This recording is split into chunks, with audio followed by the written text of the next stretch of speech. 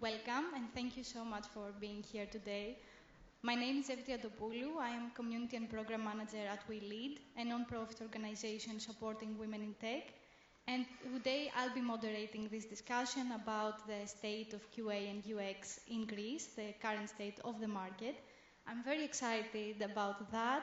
And although I'm not a tech person, I've been in the industry for the last few years, so I can't wait to dive deeper and see what's behind all the AI hype and the buzzwords that we hear every day, the future of work, the new order of things, and everything like that, and see what's deeply inside this industry, what is happening, and what people need to know.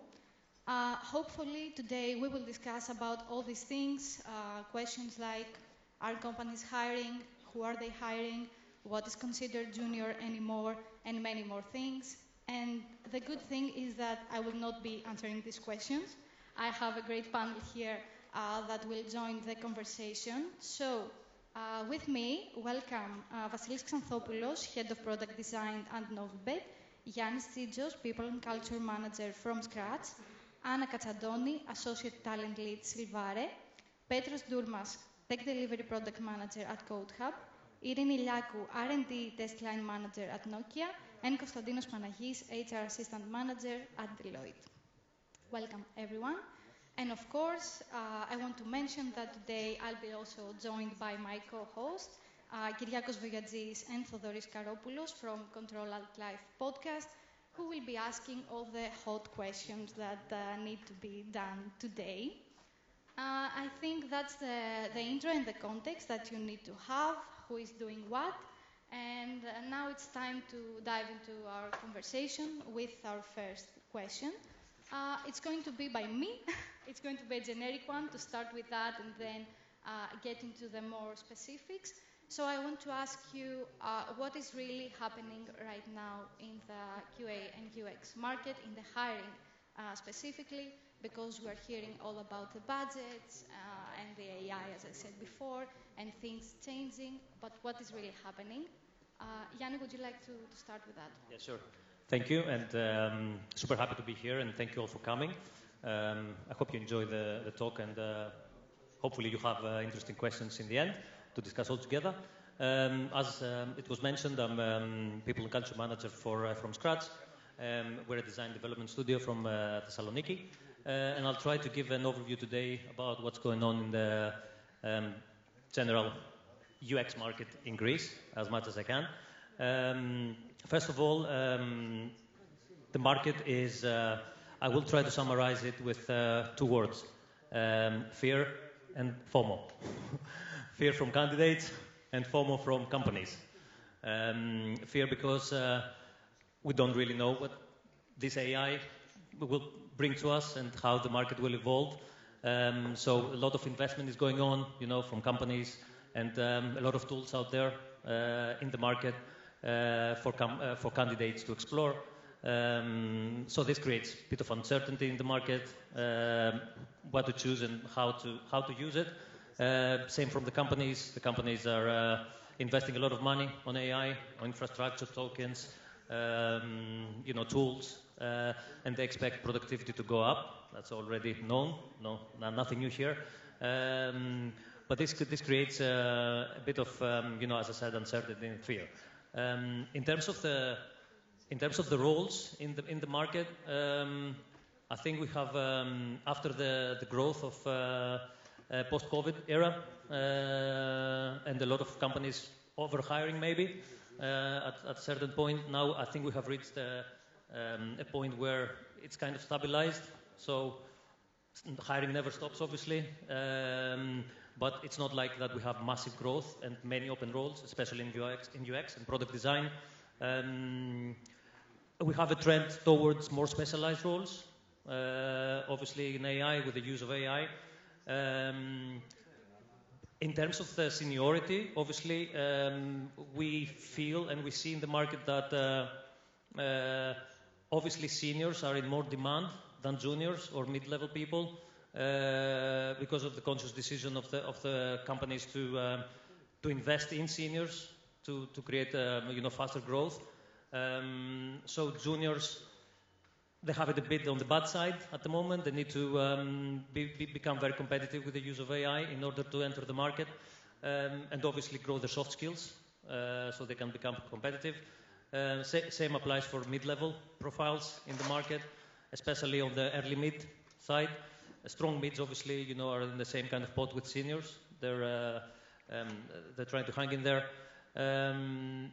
Since you mentioned salaries, as I said before, there has been a growth in salaries post-COVID because the main industries that drive hiring in the country, like telco or banking, betting, and obviously connected to the public sector, they hired a lot, and that pushed the salaries upward.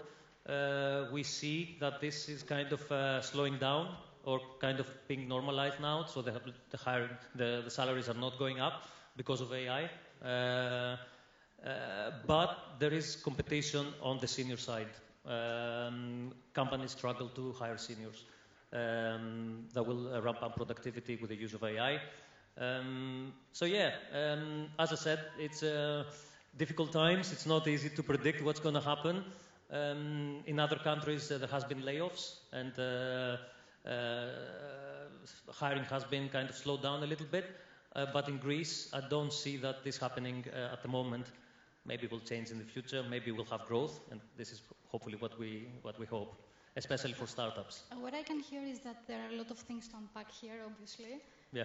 I keep the fear and the FOMO that you mentioned. I think it's very important to hold on to that because it will open up the conversation to many more things. But also about the seniority level, because this is not something that is discussed very often openly. So I'm holding on to that, and I'll come back later. But Eirini, I want to hear you as well about that. Hello from my side as well. Yes, I agree with Giannis, and in general, in our environment as well, aka in R&D, in software company for telecom software, we also see the trend changing, shifting from junior to more senior engineers that we want to recruit. And I don't think this is a trend that it's only relevant to Nokia, but it depicts the situation currently in the market. So yes, we generally feel that we need engineers that have a seniority level that can take up on difficult tasks and be able to produce more quickly in complex products. Of course, with the use of AI now, and the expectation is to do more with less or the same amount of people. So yes, this is the trend at the moment, but we don't know how this AI journey where the AI journey is going to take us. So we have more to see in the near future about what kind of expectations we have from the candidates we want to recruit. Thank you, Eirini. As I said, it's very nice that we open up this discussion this way to have a generic picture of what is happening now. And I know Kyriakos and Thodoris want to build on that and ask their questions as well. So I'm passing the mic and waiting to hear. Hello, everyone. At first, I would like to thank you for being part of all these talented individuals. We heard about the seniors, but I would like to turn the focus more on junior roles. You see, one thing we hear a lot from people who try to enter the industry is that the junior path is more and more difficult than before. Many companies hire entry-level people, and sometimes junior roles ask for 2 or 3 years of experience, plus many different skills. So for someone new, it can feel very confusing or even frustrating. So from your perspective, what is driving this shift? Why do you think companies are more hesitant today to hire and train truly entry-level QA and UX people? What's driving this shift from your perspective? Yeah, hi everyone from my side as well. So you've mentioned that we need 2 to 3 years of experience. What we need to clarify here is that experience for juniors is not necessarily accumulated as work experience, hands-on corporate experience. Experience can be gained either through internships, through freelancing contribution, through university projects where candidates are being used to tools and technologies found in real-world problems, and by that they can develop their skills that are heavily required, given that the market is competitive as well. By clarifying that, I also need to mention that obviously the market is shifting given the AI and the automation boom that is happening, whereas recurring or repetitive tasks are being replaced, and these tasks are mostly found in junior entry-level positions. That's not necessarily a bad thing because it elevates that level of candidates and elevates the junior positions, knowledge base, and the skills required in order to adapt. Complementary to that, and what is also worth mentioning, is what my previous colleagues said about the life cycle of projects and the high demand of doing more with less. What does that mean is that team leaders are being requested to deliver and cover needs and deadlines in much shorter terms, with less people, less budget, and in more imminent times. That means that they do not have the necessary time required to onboard and both develop junior entry-level candidates. They expect from juniors to enter the position and be ready with minimum to almost no supervision, obviously depending on the job, and adapt in a new environment. So that's basically it on one way. And another thing to add is that by being in a competitive market, juniors need to adapt, and by adapting, they're creating that snowball effect. Whereas they do gain that experience through internships, through group projects, and obviously helping in a way the companies elevate the bar and be more demanding on that aspect. Thank you. Anna, if you want to continue. Hi, everyone. So I will just add a bit on what Constantinos said already. Efficiency is something that all companies strive for, but efficiency now gives a demand, the need for speed actually, and good quality results. There is huge competition out there for companies that provide services, professional services and solutions to their clients. So that means that they need to constantly elevate, to keep elevating actually their game. They need people that can do things and produce output without constraining the team that doesn't have the capacity to necessarily train them. So having someone that already knows a couple of things and can take not A to B, but B to C is what they're focusing on at the moment. They want someone who is somewhat independent, can produce things, knows how to touch things, how to work with frameworks, with methodologies, and at the same time having AI joining our lives is such a huge thing at the moment, with pros and cons. But being a fresh grad looking for my first job, my first internship, whatever that is, I would feel left out because many of the tasks I would be able to do hands-on, gain experience and be exposed into professional environments, be alongside people that can mentor me on or give me more, help me see more. Is not an option anymore. We have AI doing the admin tasks, the first steps. They can create a matrix. They can draw the correlations or give out the statistics. It would be very meaningful for someone as a first experience to do these things and be involved in this life cycle, start grasping how companies work. But now that is not an option for many companies. Companies that still offer boot camps, trainings, or summer internships could be in the front line of things as a next step because they give the opportunity for people to join their culture, see how they work, and start building on the right skill set, the skill set that is needed for someone to join this company. More opportunities can arise if there are further partnerships, universities, organizations that could understand that there is a gap between what is needed from corporations to produce the necessary output and what the market offers at the moment. The fast pace that everything is happening and technology is evolving does not help someone that doesn't know where to start. It comes as a snowball onto them, and they try to figure out everything. Whereas if something is more pinpoint to one direction, it could really help someone going from 0 to 1 and then all the way to 10. I just want to comment on that if I was a junior down there hearing all these things, I would probably be terrified right now of all these changes. So I want to get back later on in our discussion on what an individual can do now if they are juniors to be in this market, to succeed, because they sound new, at least, or scary for many people. So we should elevate this bright side as well of what we can do. Just a comment, and we're continuing with the questions. Yes, there is always the bright side of things, of course.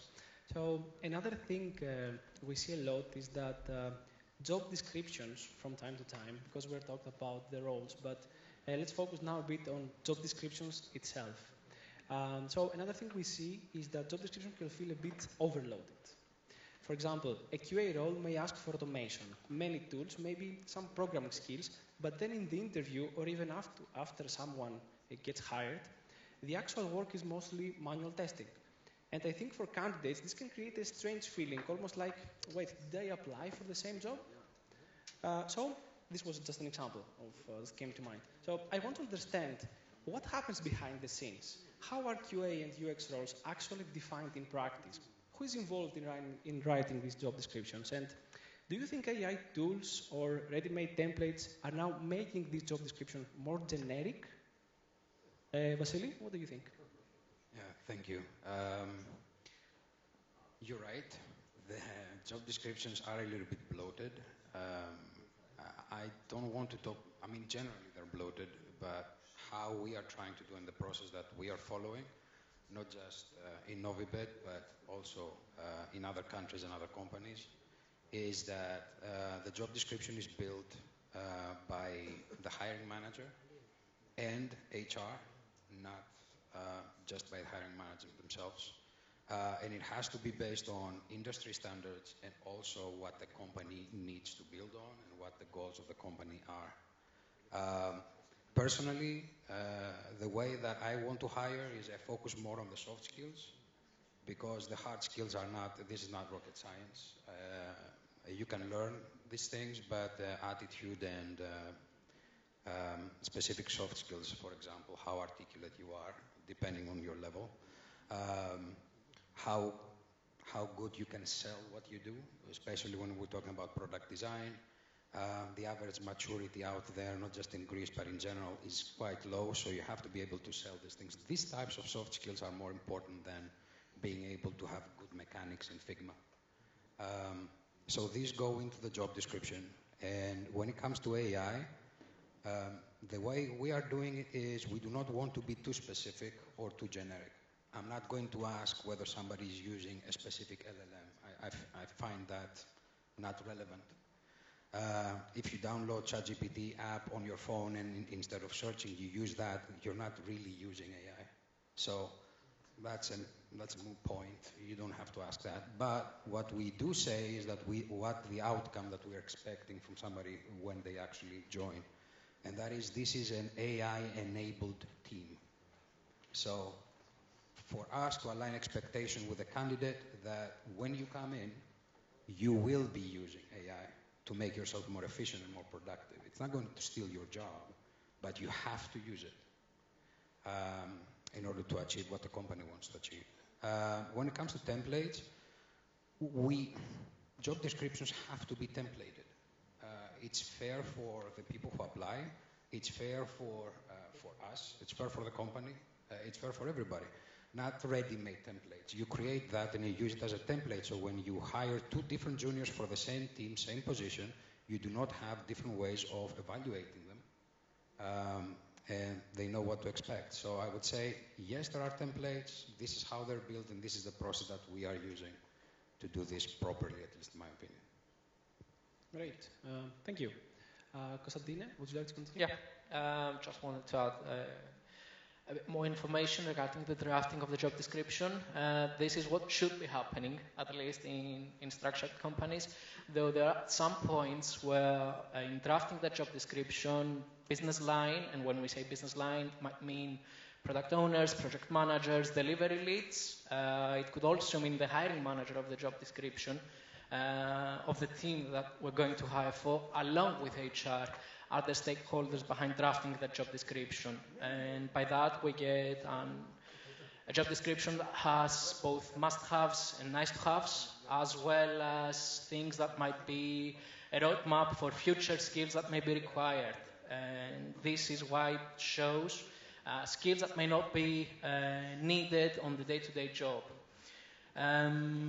This is where the strategic role of an HR professional goes in order to help the business understand that we're not aiming by drafting the job description for that one superstar that in most cases might not even exist, and by including those many requirements in a job description, what we do is actually help candidates not apply for us. We discourage the candidates. And this also affects the implementation of AI in drafting those job descriptions. By saving time and by doing some prompts that help us make a job description more generic or more target-focused on technologies that may be useful in the future, we do not help the candidates realize that these are not must-have requirements. So, if I may, just a suggestion for those juniors that are listening and are here in our panel is a piece of advice. If you cover a number of requirements and do not approach a job description as a checklist, if you cover a number of requirements that you believe are fundamental for the role, please do that application and you might receive more positive feedback than you expect. That's it from my side as well. This is very important, and thank you for the advice, because this is something we hear very often. And I have to say, especially women wait to check all the boxes. This is the case according to studies, so I urge them as well to apply, even if they have some of the skills required. It is very, very important. I agree with you on that. And I will give you the mic for the next question. Thank you very much, Evie. So first of all, I'm very excited to be part of this panel. It's a very interesting conversation so far, and let's keep it that way. So, since we're in the AI era, and I will make no exceptions here, sorry for that, but I have to ask an AI-related question, but more to the hiring side of the thing. So, how has AI changed what you're looking for when you're hiring QA and UX UI professionals, and especially when it comes to juniors? And are those changes reflecting a shift in how you see the role shifts itself in the future?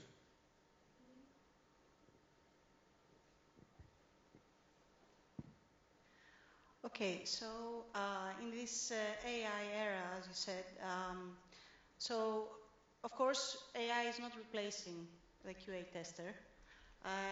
It's amplifying their skills, our skills, and mainly it's making us more effective and efficient in our and fast, of course, in our testing process. In general, with AI, the way forward is to see if we can easily automate things like regression analysis or creating the test cases from requirements or specific log analysis. Stuff that is very repetitive in their nature. But it is also important to mention here that these things are also what teach the junior engineers that join the team. They teach the work, the product, the team way of working and everything. And so the path, the entry path of a junior person in a software testing role or in general in a tech company is narrowing, and we need to address that, I think. As mentioned before, and I think Anna also mentioned it, we need to focus more in investing in training junior engineers, creating specific training paths for junior engineers. Because if we do not, in a few years we will have a big gap, I believe. Yes. Thank you, Eirini. Gianni? I will say what Eirini said as well, a little bit about UX, meaning that, of course, AI is widely used in the UX space, for repetitive tasks or do a lot of research, wireframing, and a lot of things that under the product design or UX kind of umbrella. So what company needs at the moment is instead of hiring people who can only do those repetitive tasks with the use of AI, focus more on, and that's what we see in the market, companies focusing more on hiring people who can see after that, after the automation of the tasks, or do some things that a UI could do or a UX person could do, and move into a more strategic product design role, where they can implement metrics to see what the product is doing, how the users are behaving, collect all those metrics, and actually make decisions about the direction of the product. This is a skill that we find in the market quite difficult to find. That's the thing that most candidates are struggling with, the strategic and kind of data-driven approach to product design. And this is what I would suggest or kind of propose to junior candidates, that of course it's a bit difficult for a junior candidate to make those decisions, but they need to keep that in mind. What is product design all about? It's not about building a nice UI or doing, of course, the good user research. It's what you do with those results. How can you bring them to business, and how you can affect the business decisions in your company. This is where I see the challenge within the market at the moment. Thank you. Thank you very much for your answers. Thank you. So I kept the hardest one for the end. Sorry for that. But behind all that transformation that is going on out there. So what's one thing about how the Greek tech industry treats QA and UX UI professionals that hasn't actually changed, and probably won't unless someone calls it out? So if you could point one systemic problem that's widely known, but still nobody talks about it, what would it be? Thank you. Thank you for the question, and hello everyone from my side as well.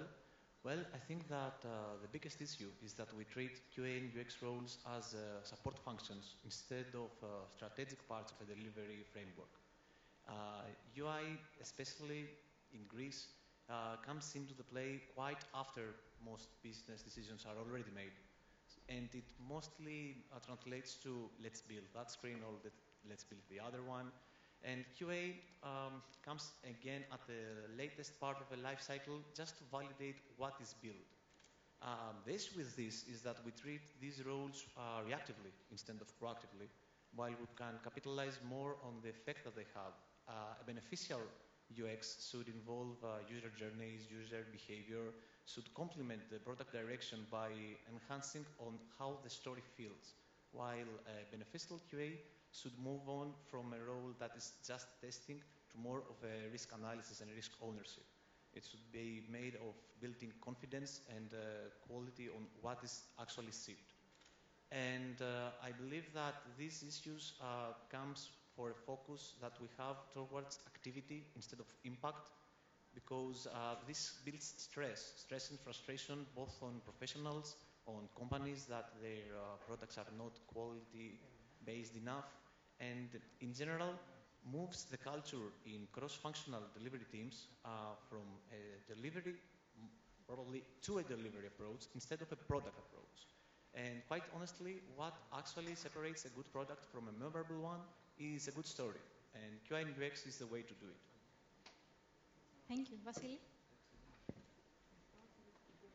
Yes, thank you. one thing that nobody's talking about, but everybody knows. I can think of quite a few, but the one I would focus a little bit more is touching upon what I said before. I studied in Greece. I also studied abroad. And there is one commonality between, and I've hired quite a lot of junior people, right, straight out of the university in 3 different countries. One thing I have to say is that when somebody is fresh off the university, they lack the skill set that the companies need to get the value that they need. So one thing I want to say to juniors is do not fear, but you have to be proactive. So you have to develop your skills simply because the educational system, not just in Greece, but in general, it does not prepare you the right way for what is to come.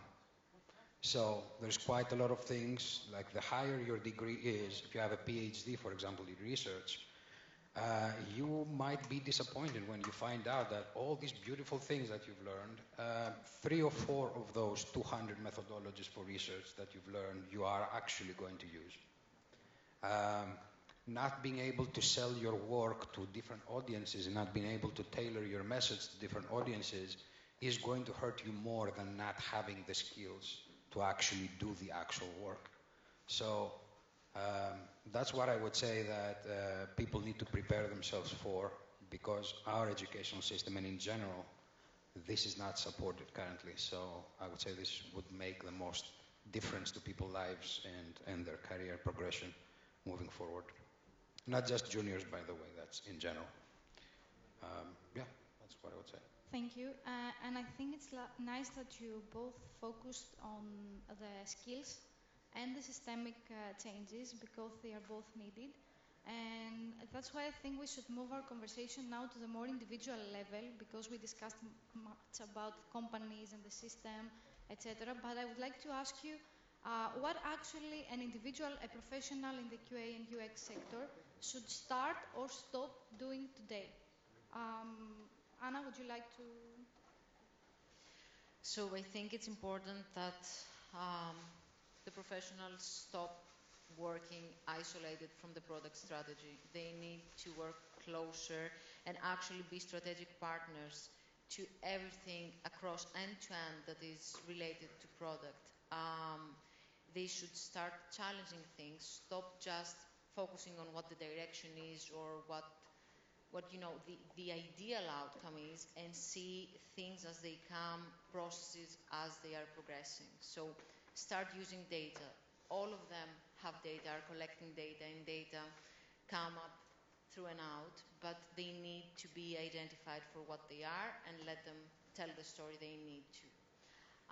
Also, I think it's very important because we are in the sphere of automating things, and sometimes there are people that can't do it for the sake of it, automate something for the sake of automation, or say that this process can be automated without actually producing the output that is needed. So yes, we can use automation, but we need to start identifying what is the cause of this need, and if it actually uses the right resources and gives the right output. So stop focusing on something because it's a trend or it's because it's a given as a direction, and start challenging things to make sure that this aligns with whatever the desired result is. I think that would be. Thank you. Petro? Actually, I'm rather covered by what Anna said, and I think I want to develop further what Giannis also mentioned, that it's really important to focus on the product side of things. Especially as a UX professional, I mean, both roles should stop treating themselves or be taken by the flow and see themselves as delivery-related roles. They need to elevate themselves to a more strategic partner in a product or a project. So, yeah, UX professionals could study or develop their skills regarding product thinking, system thinking, collaboration, adaptability, because these are all concerns that we will need to focus in the future. And on the other hand, I would say that QA engineers with their more technical approach, should find a sweet spot between development teams and business teams in order to facilitate that bridge, in order to understand better architecture, delivery risks, and general automation, in order to secure that they have the confidence that what is given is tested and its quality is assured. I think this discussion could be a whole other panel as well, the skills and the adaptability, collaboration as you mentioned, and the strategic thinking as well. It's an idea for a next panel and WeTest conference. So now I think we have a couple minutes for questions by the audience. If you'd like to ask anything, please raise your hand. I see one hand here. Do we have microphones or should I just go with it? Okay, please.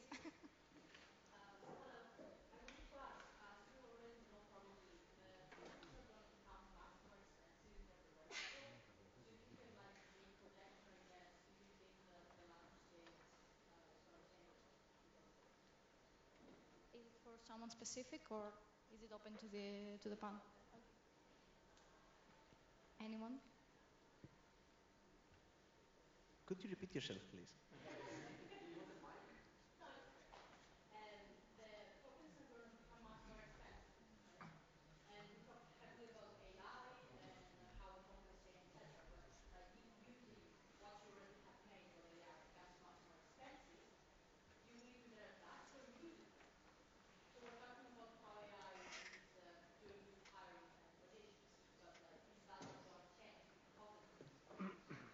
Okay, I see what you mean.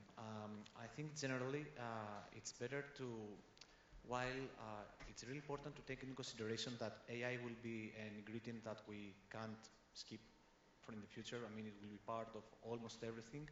It's better not to invest all of your, let's say, knowledge or general appetite in it. Like, the more that you distinguish yourself, that you have a separate skill pool or skill set that doesn't include involving AI in everything, separates you from the rest. It's what you need to focus on. That's why almost everyone mentioned focusing on soft skills and the general strategic part of your role.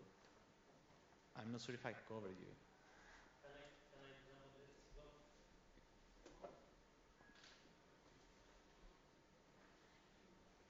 Hi. I think you wanted to ask if the cost of tokens are going to affect hiring in general, right? Also, if companies are going to stop hiring more people because of the cost. That is a fear, definitely. At the moment, the discussions we have made with companies about the cost of tokens or AI tooling or infrastructure cost, it's there, it's growing, but it doesn't reach the salary, let's say, of a senior person over the year. So it's kind of within reason at the moment. But as you saw, Claude, upped the cost of tokens recently, and this will become more in the future, definitely, as we foresee. So companies are becoming more cost conscious because of that. But I don't think that it has changed hiring plans because of AI costs per se, right?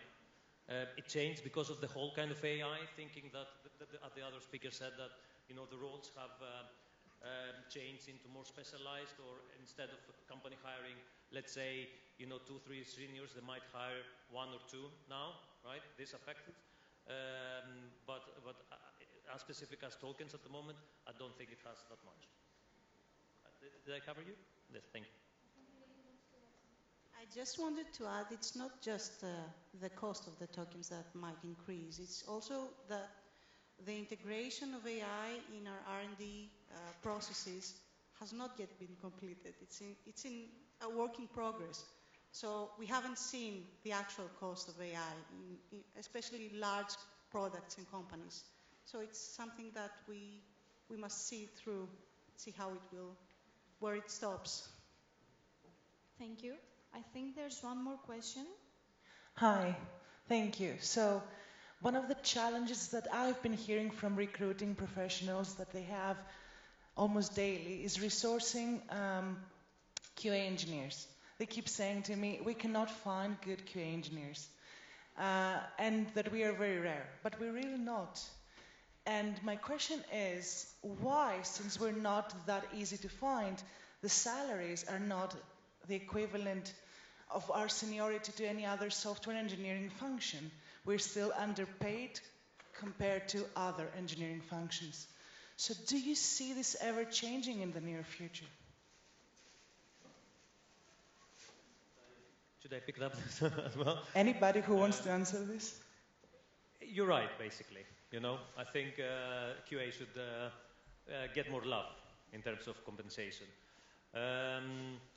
It has been traditionally, in IT, that engineering, for software engineering or data engineering or DevOps has had, the bigger, let's say, piece of the pie in terms of compensation. Still, QA is very important, and I don't see a reduction in QA roles. It's just changing at the moment. So I foresee maybe if the QA becomes a more kind of, as my colleague said, more strategic partner of a product and create more value, this might go up, and hopefully will. But you're definitely right. The QA roles, especially in manual at the moment, which is struggling a little bit with the AI kind of space at the moment, it's definitely lower than it should be. I don't have a solution, though. Thank you, though, for answering. Do we have any more questions? Yeah. It's the last one as well, because I think we're up with the time. Hello. So, I will try to be quick. I had a lot of thoughts during this conversation. I will try to sum it up, and I hope you understand. So, my first question and statement a bit is like, I feel that a lot of discussion now was focused on what the junior developer or the junior engineer has to do, but not what the company has to do. I mean, when I got to search for a work, I didn't know anything. Sorry, guys. And I didn't have time to invest on different tutorials or courses. So it's a two-way, So one question is this. What should companies do to hire a junior engineer and provide him or her with the appropriate guidance? And the other thing is that we see that university degrees sometimes do not matter these days. Someone who is a computer science engineer studies for at least 5 years, but he never gets hired. At least he maybe has months to be hired because he lacks some skills. So what is that we need? The engineering university degree or the skills? And also the last part is the salaries, because we say, I want this, but you'll take 900 euros.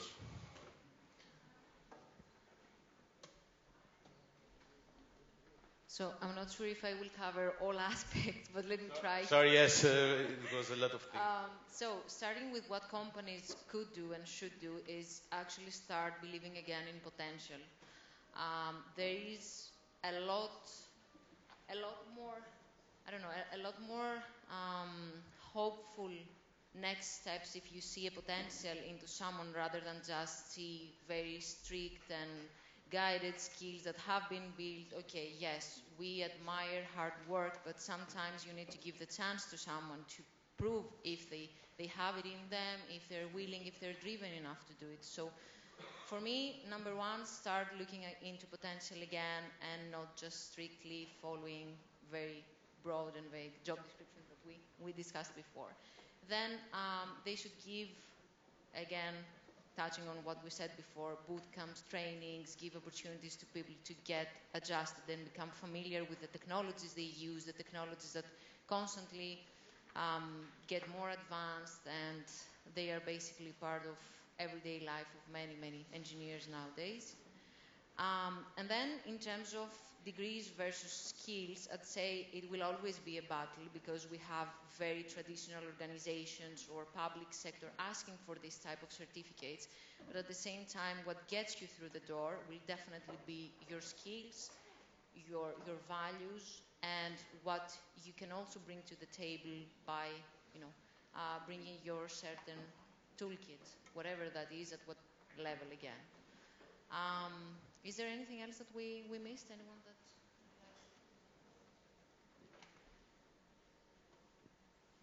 So I definitely believe that a university degree can get you through the first door of, let's say, a recruitment procedure.